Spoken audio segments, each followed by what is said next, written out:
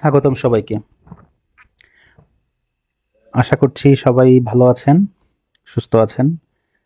বরাবরের মতো আজকেও আমি ডেবিট কার্ড, ক্রেডিট কার্ড, বিভিন্ন ব্যাংক রিলেটেড একটা ভিডিও নিয়ে হাজির হয়েছি। আশা করছি এই ভিডিওতে আপনারা ডেবিট কার্ড এবং ক্রেডিট কার্ড সম্পর্কে কিছু জানতে পারবেন। কোনটা আপনার জন্য, আপনি কোনটা ইউজ করবেন। আপনার জন্য আসলে আইএফএসসি ব্যাংকের ডেবিট কার্ডটা আপনার জন্য উপযোগী হবে কিনা, অথবা ক্রেডিট কার্ডটা আপনার জন্য কতটুকু উপযোগী হবে, সেগুলো নিয়ে আলোচনা করব। বেসিক্যালি আপনার কোনটা ইউজ করা দরকার সেটা নিয়ে একটু আলোচনা করব, এবং ডিটেলস ডেবিট কার্ড কি জিনিস এবং ক্রেডিট কার্ড কি জিনিস সেটাও আপনারা এই ভিডিওর মাধ্যমে জেনে যাবেন। আশা করছি আমার সাথেই থাকবেন পুরো ভিডিওটাতে। ওকে, লেটস গো। আমরা একটু যদি ইন্ট্রোডাকশনে যাই ডেবিট কার্ড এবং ক্রেডিট কার্ডের। ডেবিট কার্ড মূলত হচ্ছে এটা বলতে পারি হচ্ছে নগদ, যে আপনার অ্যাকাউন্টে টাকা আছে, আপনি আপনার টাকা খরচ করছেন, এবং এটা কি দিয়ে খরচ করছেন? একটা কার্ড দিয়েছে আপনাকে, ডেবিট কার্ড, এটা দিয়ে আপনি আপনার ব্যাংকে টাকাগুলা খরচ করছেন। এটা হচ্ছে ডেবিট কার্ড। আর ক্রেডিট কার্ড হচ্ছে টাকাটা আপনার না, টাকাটা হচ্ছে ব্যাংকের। ব্যাংক আপনার হয়ে টাকাটা খরচ করবে এবং একটা নির্দিষ্ট সময় পরে আপনি সেটা ব্যাংকে ফেরত দিবেন, এবং এই প্রসেসটা যে কার্ডটার মাধ্যমে করবেন সেটা হচ্ছে ক্রেডিট কার্ড। তার মানে হচ্ছে আপনি আপনার ব্যাংকের টাকা না থাকলেও যে টাকাগুলা ইউজ করার যে একটা কার্ড দিবে আপনাকে, একটা লিমিট দেওয়া হয় বিভিন্ন ক্রেডিট কার্ডের, এটাই হচ্ছে বেসিক্যালি ক্রেডিট কার্ড। এবং এটাতে আপনি যেহেতু দুটাই কার্ড ইউজ করবেন, এটাতে আপনি যেহেতু ক্যাশলেস যে ট্রানজ্যাকশনের ব্যাপারটা আছে, এই দুইটা কার্ড দিয়ে আপনি ক্যাশলেস ট্রানজ্যাকশনটা করতে পারবেন। তো আপনি কার্ড দিলেই কিন্তু ট্রানজ্যাকশনটা করতে পারেন, বিভিন্ন পস মেশিন বলেন, বিভিন্ন শপিং সেন্টার, যে কোনো জায়গায় আপনি এই কার্ডটা দিয়েই ইউজ করতে পারেন। ক্রেডিট কার্ড এবং ডেবিট কার্ড দুইটাই সেম, একটা হচ্ছে আসলে আপনার নিজের টাকা, একটা হচ্ছে ব্যাংকের টাকা, এটাই ডিফারেন্স। ওকে, নেক্সট কেস দেখি। আচ্ছা, আমরা ডেবিট কার্ড নিয়ে একটু কথা বলি তাইলে। আগে একটু ডিটেলসে কথা বলি। সেটা হচ্ছে, এটা আপনার ডিরেক্টলি আপনার ব্যাংকের সাথে রিলেটেড, আপনার ব্যাংক অ্যাকাউন্টের সাথে এটার একটা লিঙ্ক থাকে। আপনি ব্যাংক অ্যাকাউন্ট না থাকলে ডেবিট কার্ড নিতে পারবেন না। এটা হচ্ছে মেইন একটা ব্যাংক অ্যাকাউন্টের এগেইনস্টে হচ্ছে একটা কার্ড দেয়া হয়। তারপরে হচ্ছে এটা আপনি কোনো একটা পোস্ট মেশিনে করলে এটা ইমিডিয়েটলি এটাকে আপনার ডিডাকশন করে ফেলবে আপনার ফান্ড থেকে, যেটা আপনার ফান্ডে আছে, আপনার অ্যাকাউন্টে আছে, সেটা থেকে ডিডাক্ট করে ফেলবে, এবং সেটা উইথড্র করলেও সেম।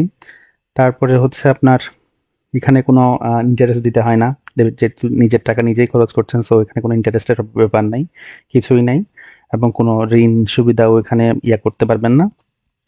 তারপরে হচ্ছে এটা আপনি কোনো এটিএম থেকে টাকা তুলতে পারেন, কোনো পোস্ট মেশিন থেকে টাকা তুলতে পারেন। যেহেতু আমি এফআইসি ব্যাংকের কার্ড নিয়ে কথা বলছি, সেহেতু হচ্ছে আমি দুইটা কার্ডের এখানে জিনিস দেখিয়েছে, একটা হচ্ছে আপনার আমার কার্ড, আর একটা হচ্ছে সহজ অ্যাকাউন্টের কার্ড। দুইটাই সেম। একটা হচ্ছে আপনার এটা এই এই যে আইএফআইসি ব্যাংকের যে এটা কি কি কালার বলবো, ব্ল্যাক টাইপের যে কালারটা, খয়েরি টাইপের যে কালারটা, এটা হচ্ছে আপনার সহজ অ্যাকাউন্টের। এটা হচ্ছে আপনার ডুয়াল কারেন্সি সাপোর্ট করে না, আর আমার কার্ড যেটা আছে এটা ডুয়াল কারেন্সি সাপোর্ট করে। এই ডিফারেন্স।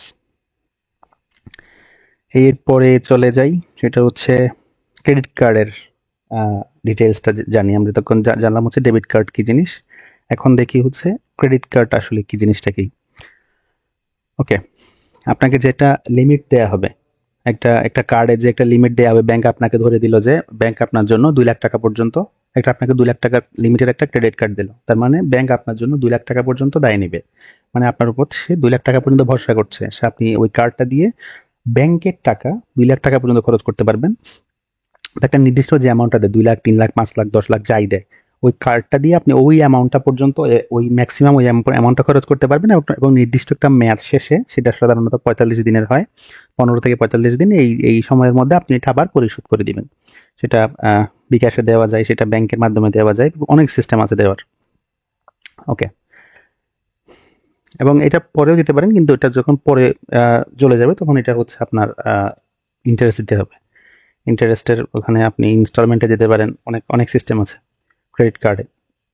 তারপর হচ্ছে ক্রেডিট কার্ড ইউজ করলে আপনি বিভিন্ন ধরনের আপনারা দেখে থাকবেন সাধারণত রেস্টুরেন্ট, বড় বড় রেস্টুরেন্ট যেগুলো আছে, বড় বড় শপিং মল, তারপরে হচ্ছে আপনার বড় বড় কোম্পানি যারা আছে, ওরা হচ্ছে বিভিন্ন রিওয়ার্ড পয়েন্ট দেয়, ক্যাশব্যাক দেয়, এই টাইপের জিনিসগুলো দেয়। এটা হচ্ছে ক্রেডিট কার্ডের ক্ষেত্রে দেয়, ডেবিট কার্ড এটা খুবই কম। তারপরে হচ্ছে এখানে ইন্টারেস্টের কিছু ব্যাপার আছে ক্রেডিট কার্ডে, যেহেতু ব্যাংকের টাকা আপনি খরচ করতেছেন, এখানে কিছু ইন্টারেস্টের ব্যাপার আছে। আহ, তারপরে হচ্ছে আপনার এটা এটা আসলে ক্রেডিট কার্ডটা হচ্ছে আপনি যদি যে সময়টা নির্দিষ্ট সময়টা আছে এর মধ্যেই দিয়ে ফেলেন, আপনার তেমন কোনো বেশি প্রবলেম হবে না। কিন্তু যখন আপনি লিমিটটা ক্রস করে ফেলবেন, যখন 45 দিনের মধ্যে আপনি এটা ইয়ে করতে না পারবেন, যখন এটা পরিশোধ করতে না পারবেন, তখন হচ্ছে মেইন প্রবলেমটা শুরু হবে, আপনার ইন্টারেস্ট দিতে হবে, অনেক ঝামেলা। ওকে, এরপরে আজ কি দেখি।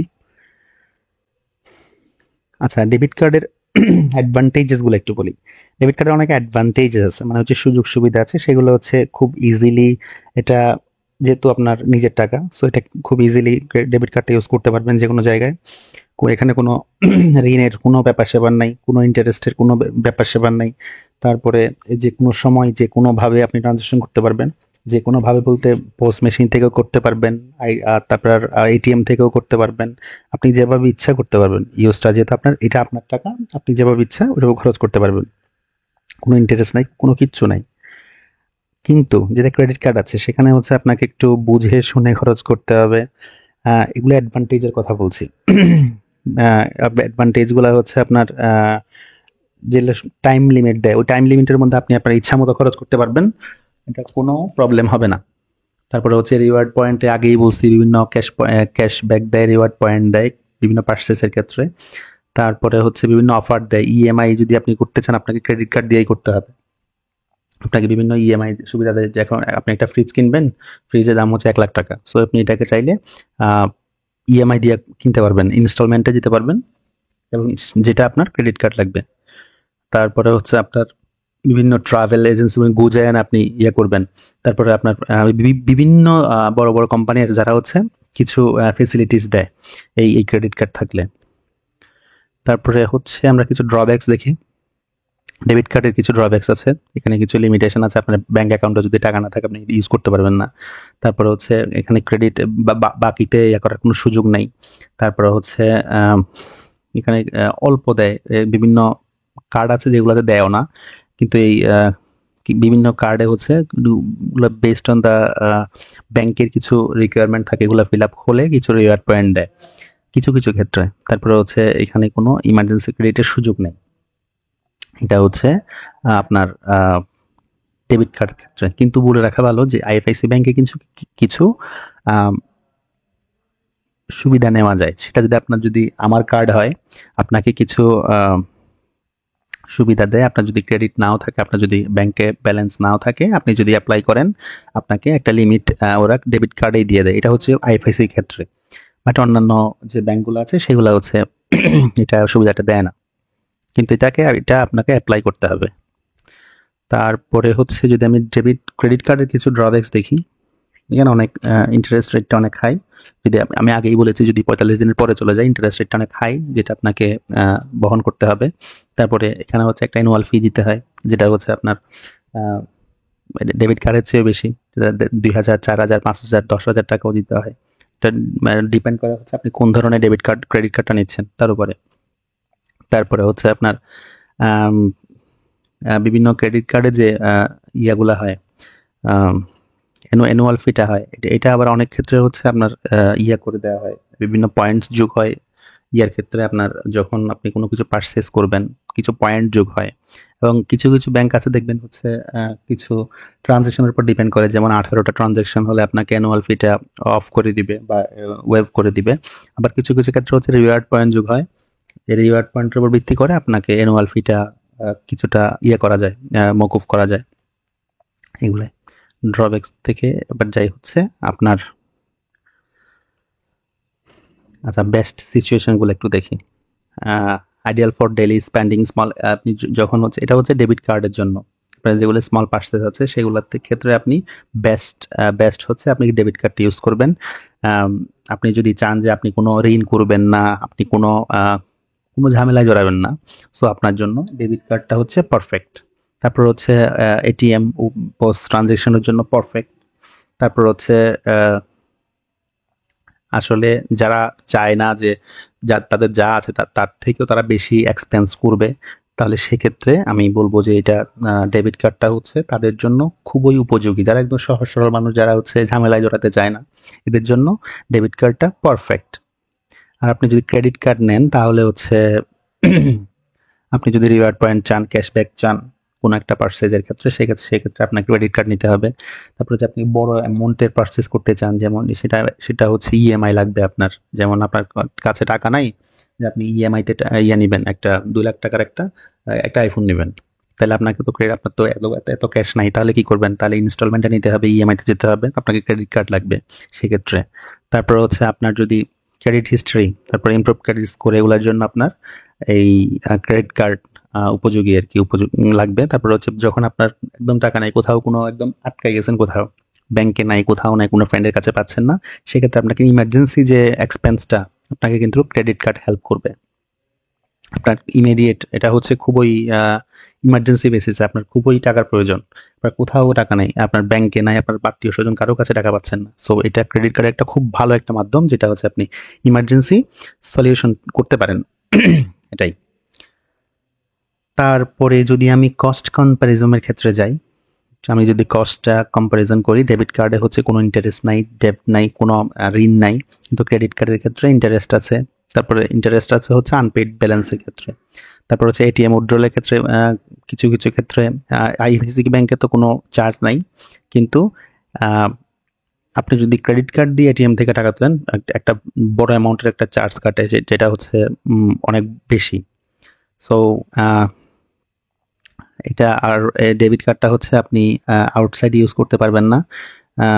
এটিএম উইথড্রয়াল, এটা আউটসাইড বলতে হচ্ছে আপনার অন্যান্য ব্যাংকের যে বুথ আছে ওখানে যদি আপনি টাকা তুলেন, সেক্ষেত্রে কিছু চার্জ করবে, কিন্তু আইএফএসসি ব্যাংকের যে কোনো বুথ থেকে আপনি তুললে টাকা কিন্তু চার্জ করবে না। অন্যান্য ব্যাংকের কিছু কিছু ক্ষেত্রে করে না, কিন্তু ম্যাক্সিমাম ব্যাংকে দেখবেন হচ্ছে কোনো এক ব্যাংকের কার্ড যদি অন্য ব্যাংকে পাঞ্চ করা হয় তাহলে সেক্ষেত্রে কিছু চার্জ কাটে, কিন্তু এই ক্ষেত্রে আইএফএসসি ব্যাংকের ক্ষেত্রে সেটা কাটে না।